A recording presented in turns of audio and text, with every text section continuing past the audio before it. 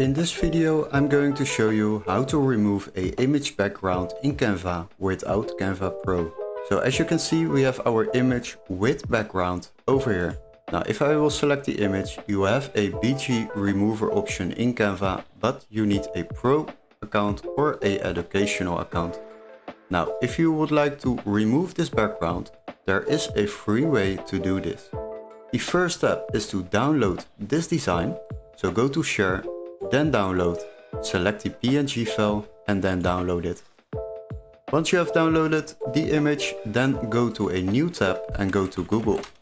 Here we will search for BG remover. After that you will find the remove.bg and then go to that website. Here we are going to upload our image. So upload image, then select the preferred image, open it and it will be uploaded. As you can see, now the background of the image will be removed for free. The next step is to download it, and as you can see, we can select this option for free.